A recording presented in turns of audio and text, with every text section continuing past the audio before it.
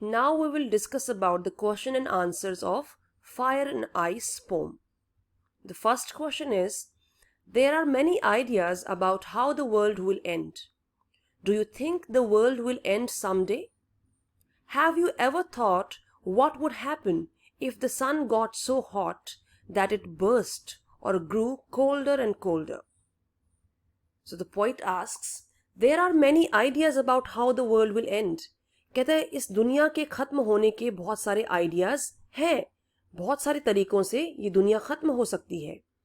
Do you think the world will and someday? आपको क्या लगता है, क्या दुनिया वाकई में एक दिन खत्म हो जाएगी? Have you ever thought what would happen if the sun got so hot that it burst और ग्रू कोल्डर एंड कोल्डर? तो आपको क्या लगता है कि कभी अगर सन, धूप बहुत ज़्यादा, इतनी ज़्यादा हॉट हो जाएगी, इतनी ज़्यादा गर्म हो जाएगी वो कि वो फट जाएगी, गर्मी से अगर वो फट जाएगी तो क्या हो जाएगा? और ग्रू कोल्डर एंड कोल्डर, या फिर कभी ऐसा हो कि सन जो है हमें हीट देना ही बंद कर दे, वो बिल्कुल ठंडी ठंडी ठंडी, बहुत ज़्यादा ठंडी हो जाए, तो फिर क्या होगा? And the answer is, unfortunately the world is going to end one day. कहता है भाग्य की विडंबना ये है, अनफॉर्चुनेटली, बहुत ही क्या है, दुर्भाग्य की ये बात है कि the world is going to end one day, कि एक दिन जो है ये दुनिया जरूर खत्म हो जाएगी, ये तो पक्की बात है. And this is the bitter truth, और यही एक बिटर ट्रूथ मीन्स कड़वा सच है.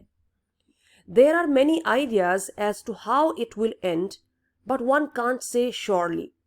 कहते हैं हाँ, देर आर मेनी आइडियाज, बहुत सारे ऐसे विचार हैं, बहुत सारे ऐसे थॉट्स हैं, है ना, to how it will end, कि किस तरह से वर्ल्ड, ये दुनिया खत्म हो जाएगी, इस पर के तो बहुत सारे विचार तो हैं.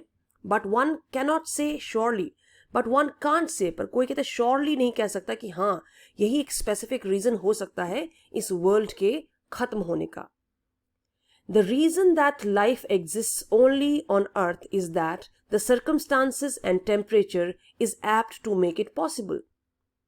The reason that life exists, क्या कारण, reason means कारण, that life exists only on earth, कि इस दुनिया में, इस अर्थ में, पूरे प्लैनेट्स में सिर्फ अर्थ में ही लाइफ एग्जिस्ट करती है, जिंदगी जो पॉसिबल है. कहते हैं उसका जो रीजन है, क्या रीजन है, इज दैट द सर्कमस्टांसेस, यहाँ का जो सर्कमस्टांसेस है, यहाँ की जो वेदर है, एटमॉस्फेयर है ना, ये एक रीजन है. एंड टेम्परेचर, है ना, यहाँ का जो टेम्परेचर है, पूरा जो है ना, जो मौसम जिस तरह से है, या सर्कमस्टांसेस है, यहाँ के जो हालात है, वातावरण है, यहाँ का मौसम है, यही रीजन है जिसकी वजह से अर्थ में क्या है, लाइफ पॉसिबल है. तो if the sun gets so hot one day, पर अगर कहते सन, धूप अगर बहुत ज्यादा गर्म हो जाती, बहुत ज्यादा गर्म हो जाती किसी दिन, that is at the verge of bursting, कितनी गर्म हो जाती कि वो एट द वर्ज ऑफ, बिल्कुल ही कहते वो फटने की कगार पर, वर्ज मीन्स कगार पर, बर्स्ट मीन्स फटने, फटने की अगर कगार पर आ जाती है, then it would lead to rapid destruction as there would be fire everywhere. तो यहाँ पर क्या हो जाएगा, that would lead to, क्या, बहुत ज़्यादा गर्मी की वजह से जब धूप बर्स्ट हो जाएगी, जब सन जो है बर्स्ट हो जाएगा, फट जाएगा, तो it would lead to rapid destruction. तो इसकी वजह से बहुत कहता है तेज़ी से, rapid means तेज़ी से डिस्ट्रक्शन हो जाएगा, नाश हो जाएगा.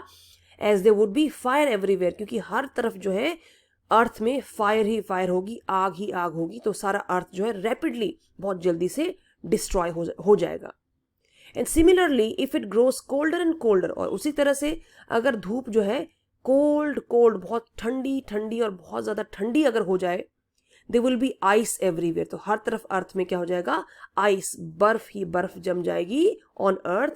And life is in any form would not be able to possible at such low temperature. और इस तरह से कहते हैं जब आइस ही आइस हो जाएगी, जब बहुत ठंडी हो जाएगी, तो इतने लो टेम्परेचर में again life would not be possible on earth, earth में लाइफ पॉसिबल नहीं हो पाएगी. Now the second question, for frost, what do fire and ice stand for? Here are some ideas. Greed.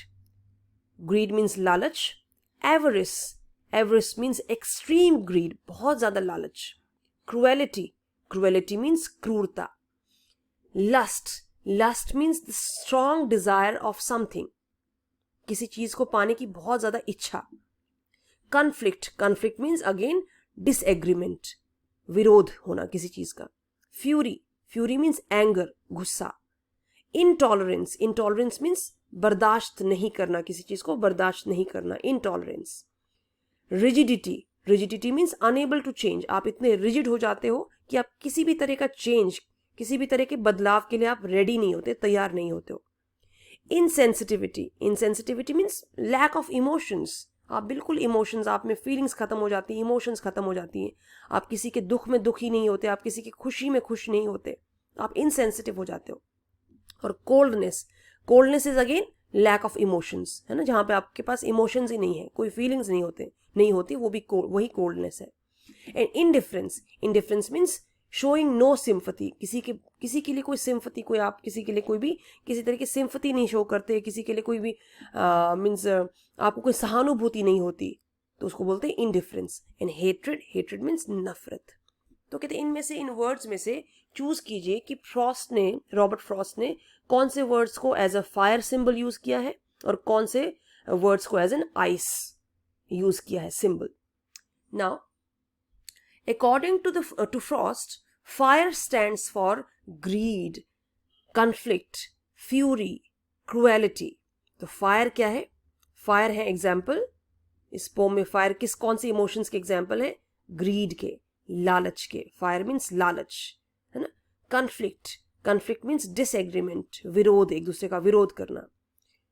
Fury, fury means anger, गुस्सा. Cruelty, cruelty means क्रूरता.